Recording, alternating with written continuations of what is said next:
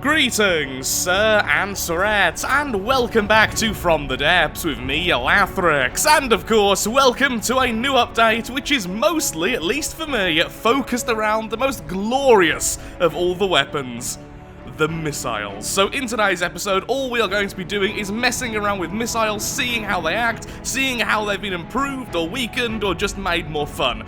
And what you're seeing in front of you are swarm missiles, which are going to be clearly my favourite thing of all time. These tiny little missiles come in tiny little missile pods, and you can fire loads of them for a very low cost. Sure, they don't do much damage, but what's more fun than the entire sky being filled with glorious, glorious missiles? And so, we're back. Now, of course, there have been lots of other things added in this update, most notably the new graphics, which always look a bit weird when you're aiming at something, but still, things look really, really good right now. So let's quickly spawn in something just to showcase that. Like a bouncing tank. Hello, bouncing tank, and look how the wheels look like they're actually on the terrain now. I don't know when that was added, but still.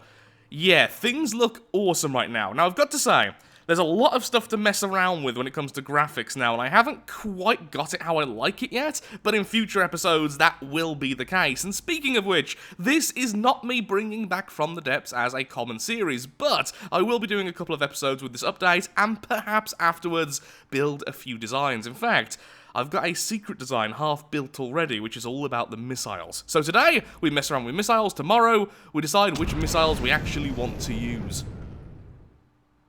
And so it was gone forever. Now, the Pharaoh tank over there is one of the few designs I am truly proud of, because mostly I've done the armor correctly. It's heavily armored, but also the armor has been placed in such a way it does survive quite a lot. In the campaign, it could pretty much survive any regular enemy that is the non-boss enemies quite easily, or at least with only minor scrapes and bruises. So, let's see if the larger launcher will very quickly make it look terrible. I mean, that's kind of the whole point really, isn't it? Now, one amazing thing with these missiles is actually the base itself. The launcher can hold a lot of ejector add-ons, which is really, really nice, as you can well imagine. So let's quickly go ahead and place those, because there's something else I really want to test out, which I'm fairly certain is going to look lovely. And of course, we do have the brand new editor. So, what I'm talking about is this, turning thrusters. Because doesn't that just sound beautiful? Okay, so we're apparently going with a full frag build. Sure, why not? Let's add a one turn for now. Sure, again. Okay, so what I want is the variable thruster to have a start delay of 2 seconds, just because I want to see the turning thruster in action all by itself. I'm actually tempted to add a turning thruster on the front as well. For now, let's just stick with the old fragment warheads, because they're always fun. I like how all the stats are over here though, as you can see. As I increase the cone angle, our damage per fragment is increasing. Which is nice. Well, actually no, that's not per fragment, that's total I imagine. Otherwise 6,000 damage per fragment with 240 fragments, that would be... well, it would certainly end a ship, let's say that. Okay, let's just test this out. 3, 2, 5, 8, we're go. There's the turning thruster activating. The variable thruster is activated as well. And... pop. Well, it cut through 2, 3, 4 layers of armor, which is actually quite impressive, and killed the AI. That was actually a lethal blow. That startled me. So, yeah, that was very powerful, just not as quite... I don't know, didn't quite have the boom I was thinking of. Well, of course, we are using fragments, so that would explain that. Let's go with explosive, and once again I assume, yep, all the stats are over there, fantastic. I love the new menu here. It's so much easier to use, by far. Now I'm going to have the variable thruster on a slightly higher start delay, because I really want to see those turning thrusters in action. Now, there is something weird about the turning thrusters, isn't there? Turns faster than fins, but doesn't lose efficiency in space, which is lovely. But costs fuel and is less precise. Can only bring the missile within a certain degree. Okay, so we definitely need at least one set of fins for the last bit of movement, but other than that, all is well and good in universe.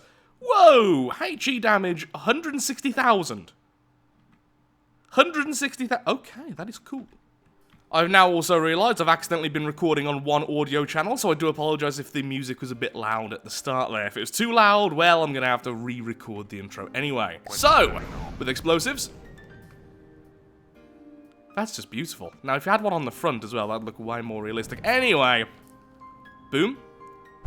Now, that was an explosion. Wow, now that was an explosion. Yep, completely destroyed the turret. Went straight through the armour, and apparently multiplied the turret. What happened there?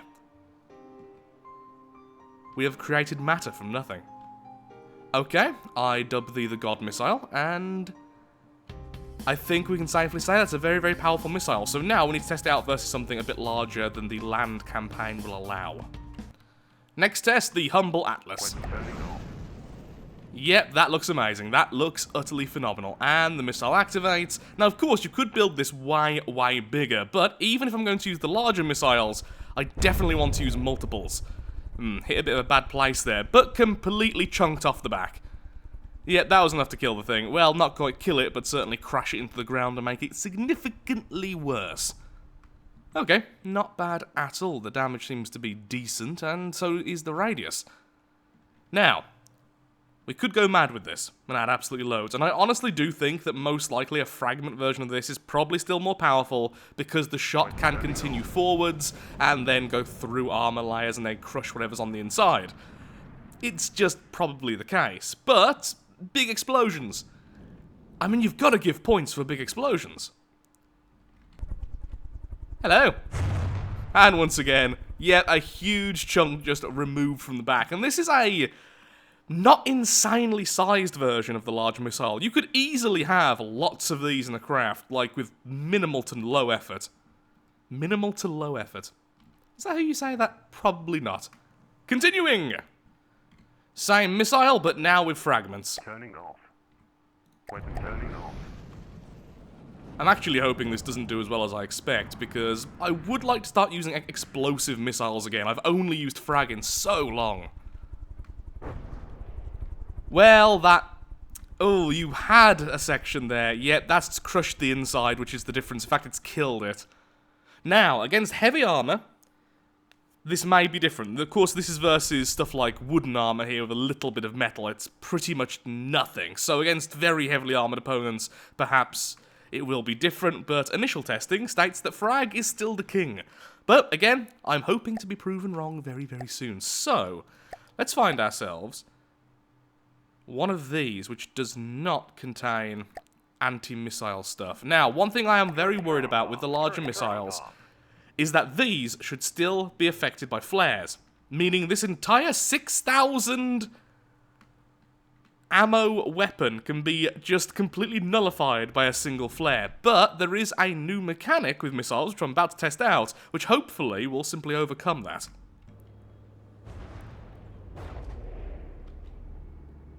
Well, certainly crushed a lot. Pretty much everything on the outside here has been removed. We have layers of armor simply being chunked out, and we have damaged some of the internals, although we didn't get through the heavy armor. So I did want a larger target, but sadly most godly designs, or at least heavily armored designs, tend to have anti-munition stuff. Which makes sense. If you're going to spend all that much on armor, you might as well stop missiles from hitting it.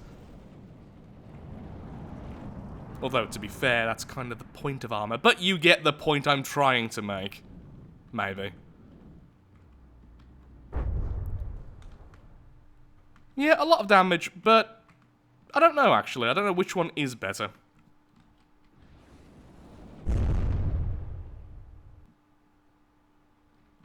Although, we can probably agree that looks really cool. Hello, internals. Either way, both of them seem incredibly effective if vulnerable to anti-munition systems, at least in the form of flares. On the upside, the health of these things is a little bit insane, 8,700, and that can be massively improved by just increasing the size of the thing. So the next thing I want to test out is this. So we have the active radar seeker here. Well, there's something new which I believe is in fuel and control, which is remote guidance. The remote guidance module uses general purpose processing power and follows the aim point of the mainframe controlling the missile's launch pad. If the player has the missile slot selected, it will follow the player's aim point.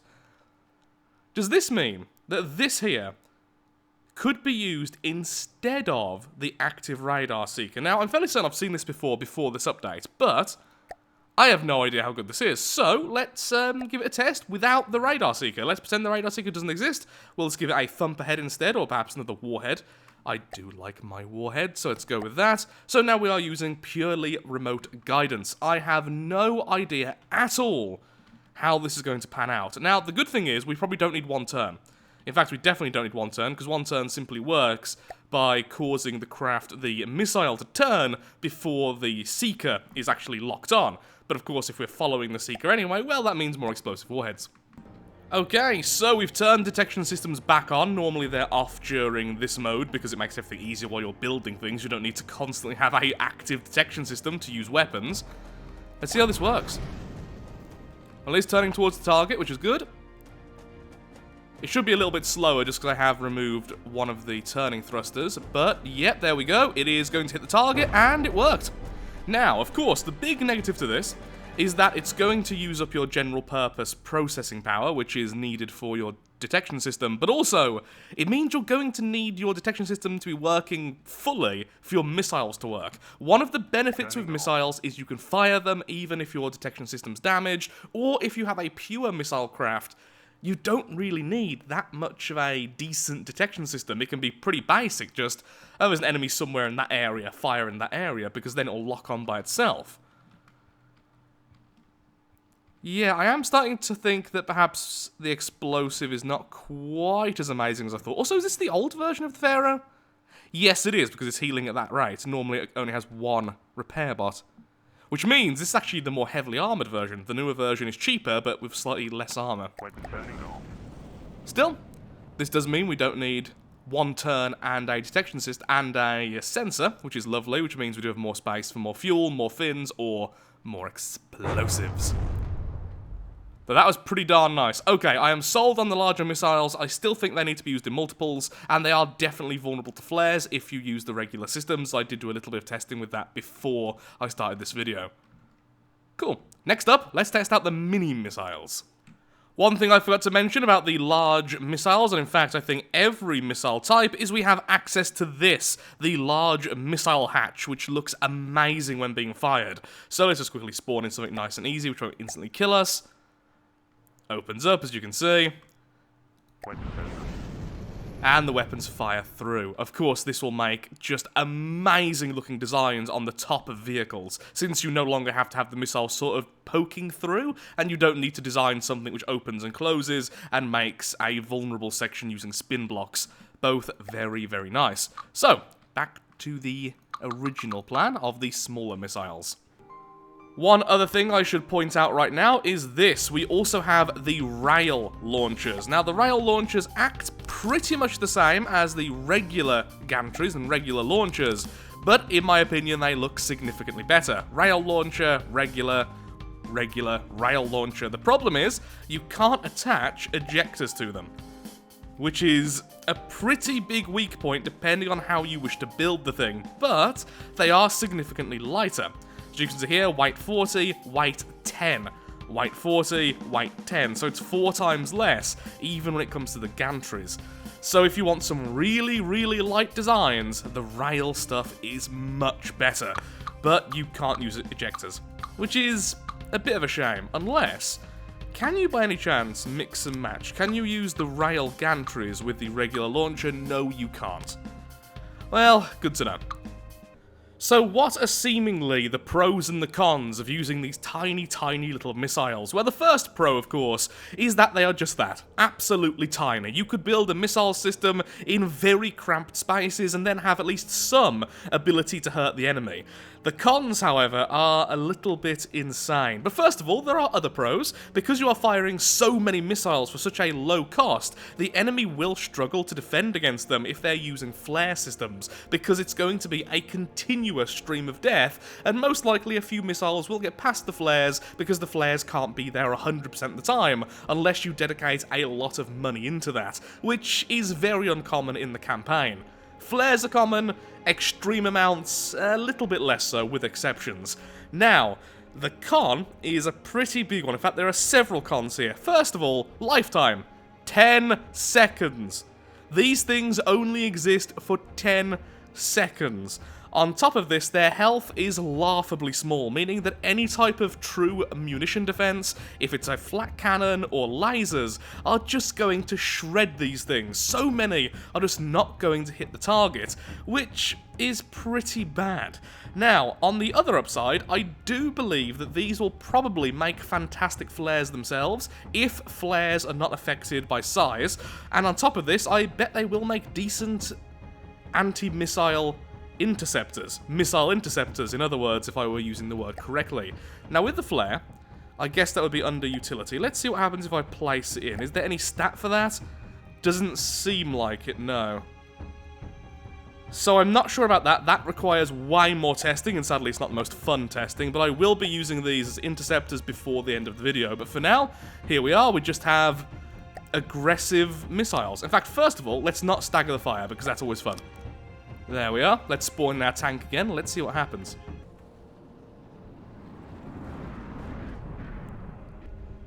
Well, sort of shredded a little bit. Now, how much ammo did that cost me? Nowhere near the amount of one of the larger missiles. And we have killed the target in 2 volleys. Okay, so because of so many hits, I guess weak points are also going to be really exposed by this. Also, that's really cool. I mean, who doesn't love volleys of missiles? That is very, very nice. Against lighter armored enemies, I think this is going to be just utterly, utterly deadly. Now, with a fire delay.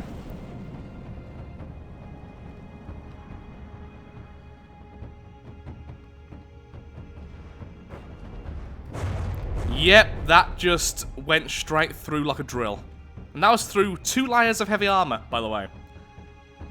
I can see these being the more reliable type of weapon, at least at short ranges. Remember, 10 seconds is the longest these things can survive. Although, saying that, if I am not incorrect, which is a rare thing, there should be a modulator, right? Or whatever it's actually called. Oh, the regulator. Each regulator extends the missile's lifetime 100% of the default. So that should give us 20 seconds, right? Ah. Now that by itself opens up a lot of possibilities. Because 20 seconds is probably enough to make these medium to long range if you go enough with speed. Okay, these are the regulated versions, these are the regulars. Fire, please. Yeah, with that extra speed as well, wow. Although that might need some more fuel, but that is really quick. Yep, I'm of the firm belief that these types of missiles will be useful, especially in the land campaign, where the enemies are a little bit smaller, and cutting through a couple of layers of armor tends to make you victorious. I cannot speak at the moment, still got a bad throat. Just putting it out there, that's my excuse. By default, when you place these down, you instantly get the very, very basic missile interceptor type. And these only cost how much ammo? 25 each per shot, and of course there's 4 shots per set. Well, let's see if this is okay. I mean, there's just going to be so many of them. I have to say, really, really like this as well. It's just laid out so much better than it used to be. Far, far less confusing, especially for someone like me who's dyslexic. When there's loads of stuff all in one continuous line, it's so difficult to find things. But when it's all underneath headers, it's nice. Just a little thing, which definitely helps out me. So, missiles and torpedoes. If there's an enemy missile within 2,000 meters, I would like you to activate weapon systems. Fire. There we are. So, if we see a missile, we fire the weapon systems. The weapon systems have a nice delay. In fact, going to increase the staggered fire, which has also been changed by the looks of things. You now have more in-between states. Okay, and let's just put down one of our missile craft. Now, before I test these, I've just realised something. First of all, that looks really weird. But also, their turning is not the best at this size. This is the absolute minimum. I do think that if we want them to be facing upwards, they're going to need to be a little bit larger so that they can turn better. So instead of firing directly up, we are now firing this way. So the first test completely failed because I messed up how the interceptor system was even meant to work. So not exactly a good test there. After which, honestly, they work out just fine.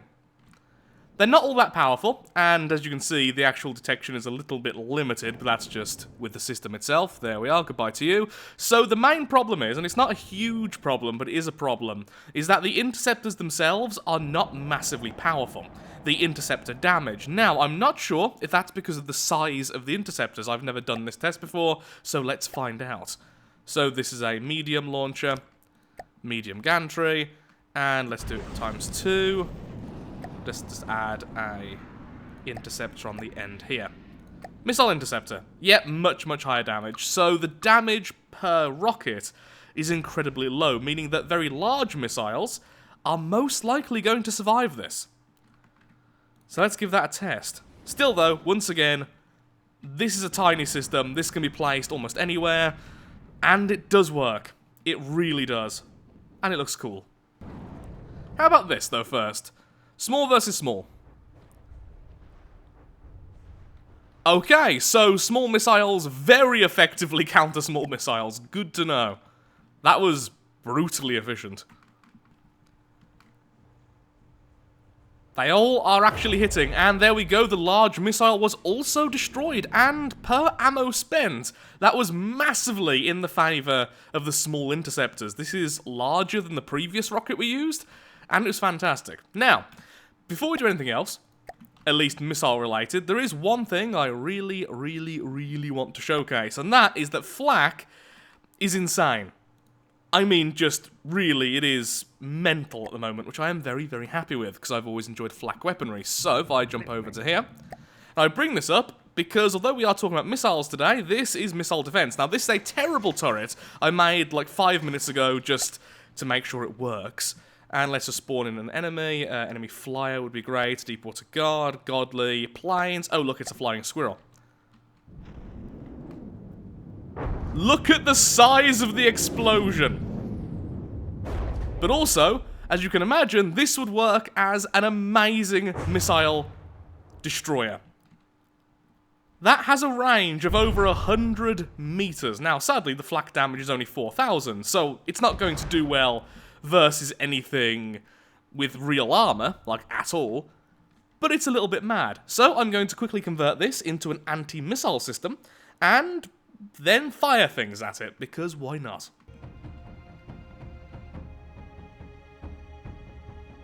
No context.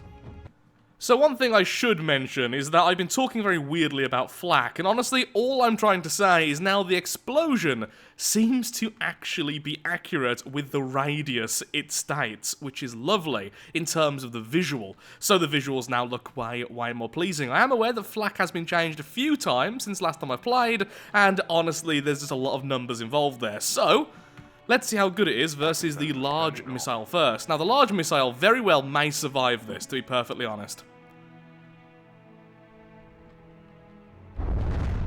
Nope, the third shot detonated it. Still though, 3 shots from a 500mm cannon. That is pretty nice. The large missiles will cause some problems to standard munition defense, the lasers and the turrets.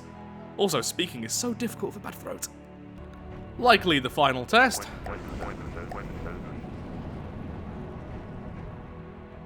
Another bonus of the small missiles is just how quick they are. Yep, that poor thing didn't stand a chance. It did not detect it and turn to face it anywhere near fast enough. So I guess that is a bonus of the small missiles. You can make them so quick, so easily, without making them too expensive. Definitely something which could overwhelm the enemy. Plus, they kind of look like little birds when they have the turning thrusters active, which is always nice as well.